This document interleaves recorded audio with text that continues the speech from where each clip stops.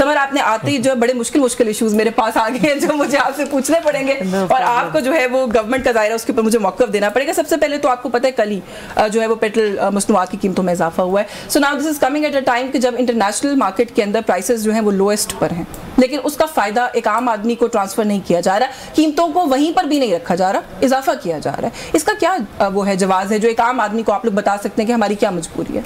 देखें यशवीन, आपकी बात दुरुस्त है, सवाल तो मुश्किल है, लेकिन पाकिस्तान की जो माशी हालात थे वो भी बहुत मुश्किल थे। जिन हालात में शहबाज शरीफ साहब को पाकिस्तान की मईशत मिली, आप कह सकती हैं कि फ्रैक्चर्ड, ब्लीडिंग, इंजर्ड, ज़ख्मी हालत में उनको ये मईशत मिली। उस मईशत में कुछ ऐसे उनको शिकें मिली फॉरेन बैंक्स के साथ, IMF के साथ, जो कि डिफ़ॉल्ट हो चुकी थी। कुछ वापस ट्रैक पे लाने के लिए मुश्किल मुआहदों में एग्रीमेंट हुआ। देखें, एज अ कंट्री, कौम की तरह अगर हमने इक्तिसादी तौर पे बेनिफिट करना है, फिस्कली स्ट्रॉन्ग होना है, तो हमें कुछ माशी मुश्किल साल भी गुजारने पड़ेंगे और कुछ हमें टफ डिसीजंस भी लेनी पड़ेंगी। वो मुश्किल साल, मैं आपको इंटरप्ट करी हूँ, मुश्किल साल हुकूमत भी तो गुजारे ना अवाम के साथ, तो लगे कि हुकूमत भी टफ टाइम फेस कर रही है तो मैं भी कर लूंगी। यहाँ तो वज़रा की तनख्वाहों में इजाफा हो जाता है, स्पीकर्स की तनख्वाह में बैक डेट से इजाफा होता है। देखिए ये जो तनख्वाहों में इजाफे की बात है, आप देखेंगी कि ये बहुत हद तक तो आई थिंक वापस ले ली गई, और जो लोग खुद उन कुर्सियों पर बैठे हुए हैं उन्होंने रजिस्ट किया और कहा है कि जी हम ये इंक्रीमेंट्स नहीं चाहते। नहीं, मखसूस नशिस्तों पे जो लोग अब आएंगे उनको भी बैक डेट से तनख्वाहें मिलेंगी। मैंने अब ये खबर आज की कल कहीं पर देखी है, आप भी वैसे आ रही हैं। हमने सुना, आप शायद खुद नहीं लेंगी, लेकिन वैसे ये देखिए अगर हो रहा है तो इसको ये गलत है और हम सबको आवाज उठानी चाहिए।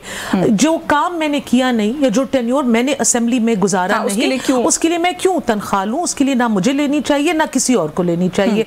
एंड आई थिंक हमें इतना बोल्डनेस हम में होनी चाहिए कि हम इस बात को गलत कह सके। लेकिन ये जो माशी पॉलिसीज हैं, आप देखेंगी डिप्लोमेटिक सतह पे पूरा जो हुकूमत है वो मुतहरिक है।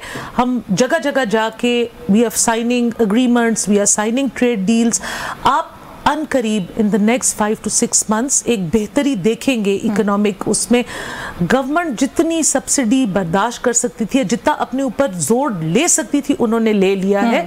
कुछ बर्डन अवाम पे भी जाएगा। अवाम की बर्दाश्त जो है ना वो भी अब खत्म हो गई है। 200 रुपए किलो चीनी मिल रही है और चीनी के पीछे तो जो फैक्टर्स हैं कुछ इब्तिदाई में बता दिए। चीनी की कीमत जो है 165 पे इसहाकडार साहब ने क्लैरिफाई किया है, फिक्स कर दी गई है। और कल से जगह जगह पे छापे पड़ रहे हैं, जो जगह पे higher than the set rate वो वहाँ पे अरेस्ट भी हो रही है, लीगल एक्शन भी हो रही है। देखिए जी, इम्प्लीमेंट करने के लिए विल चाहिए होती है, और इस दफ़ा आप देखेंगे कि जो एक हम मुरास में फंस गए उससे इजीली तो नहीं निकला जा सकता, लेकिन आगे वाले वक्त में आप देखेंगे एक स्ट्रॉन्ग विल आप देखेंगे। गुफ्तगू में शामिल कर लूँ जी, वो कहते हैं 5-6 महीने मुश्किल गुजारना पड़ेंगे और ये बर्डन अवाम को भी शेयर करना पड़ेगा। इस पर तो ज़रूर कमेंट करें, लेकिन साथ साथ थोड़ा सा अपनी साइड पर भी सर, मैंने कल से किसी पाकिस्तान तहरीक इंसाफ के काबिल ज़िक्र रहनुमा को इस बात पे एहतजाज करते हुए नहीं सुना। पेट्रोल कीमतों की मसनूआत के ऊपर, चीनी पे बात हो रही है, पेट्रोल की किसी ने बात नहीं की। आप लोगों के पास वक्त नहीं है एक आम आदमी की बात करने का, जो कि ऑपोजिशन का प्राइम काम होता है, प्राइमरीली आपका रोल है। बहुत शुक्रिया, आपने मौका दिया शमीन। देखें, पहली बात यह है कि तहरीक इंसाफ जो है वो मुल्क के अंदर इंसाफ के लिए, रूल ऑफ लॉ के लिए, आवाम के लिए, मईशत के लिए, दहशत गर्दी के ख़िलाफ़, अमन के लिए, जमहूरियत के लिए, कानून की सरबुलंदी के लिए अपनी एफ़र्ट्स जो है वो हम जारी किए हुए हैं और हम कर रहे हैं।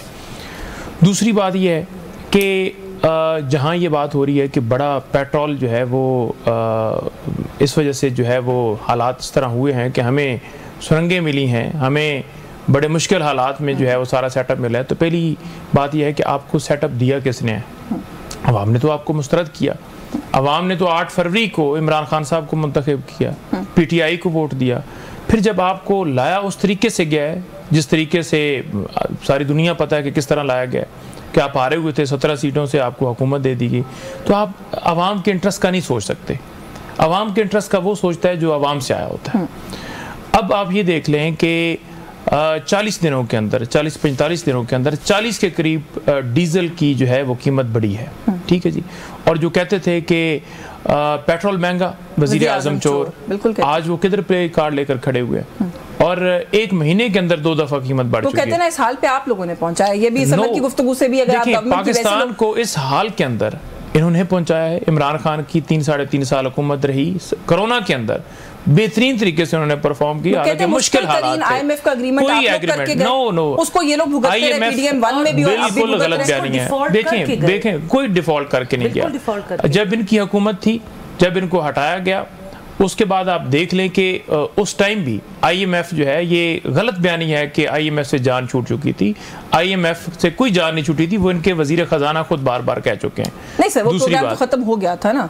नहीं देखें, प्रोग्राम खत्म हो गया था तो क्या सारा कर्जा हमारा उतर गया था? ये क्रेडिट तो दें कि अगर कभी IMF फ्री हुए हैं हम, तो इन्हीं की गवर्नमेंट नहीं, कोई फ्री नहीं हुए। इनके अपने वजीर खजाना बयान दे चुके हैं कि कोई फ्री नहीं हुए, ये गलत बयानी है। दूसरी बात ये रह गई कि इमरान खान ने बेस्ट परफॉर्म किया। जिस तरह टफ हालात थे, मुश्किल हालात थे, कोरोना था, सारी चीज़ें थी, पहली दफ़ा वो वज़ीर आज़म बने, उसके बावजूद उन्होंने बेहतरीन तरीके से किया। आज आप देख लेना कि 149 पे पेट्रोल था, आज कितने पे है?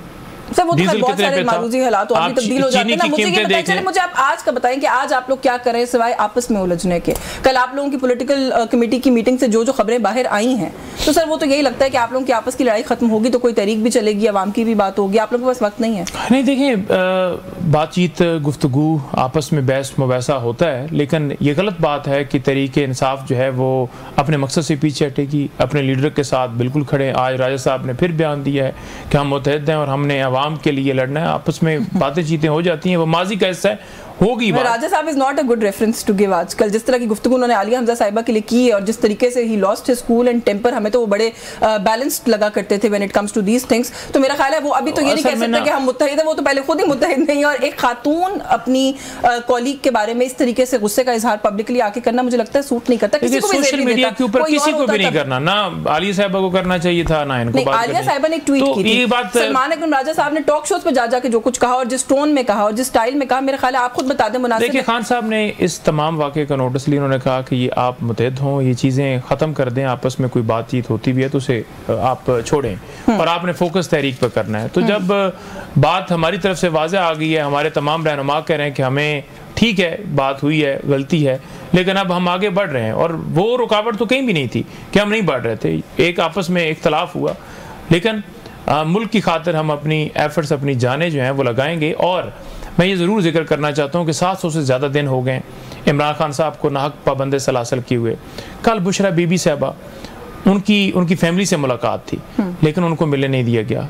3 घंटे 2 बजे से लेकर 5 बजे तक वो गेट पर मौजूद रही। उन्हें कहा गया कि आप लोगों की गाड़ियों को भी आगे जाने दिया गया, आप अभी भी गिला कर रहे हैं। देखिए, वलीमा साहिबा ने कहा हमें पहले तो चलने आने नहीं देते थे, आज तो पता नहीं हमारी गाड़ी आगे आ गई, कैसे आ गई। देखिए, गाड़ी सिर्फ उस एक नाके से गुजर कर उस होटल तक आई है, कोई गाड़ी अंदर प्रोटोकॉल के अंदर नहीं गई। उनकी जो मैं बता रहा हूँ कि फैमिली जो है वो गेट पर मौजूद रही, उनको मुलाकात की इजाज़त नहीं दी गई। और बुशरा बीबी साहिबा के हवाले से उनको इतला मिली कि वो बीमार हैं, उनको आइसोलेट किए। कल खान साहब की भी उनसे मुलाकात नहीं हो पाई, उनको नहीं लाया गया। खान साहब पहले बुलाते थे, कमरे के अंदर मुलाकात होती थी, कल उनको उधर भी नहीं लाया गया।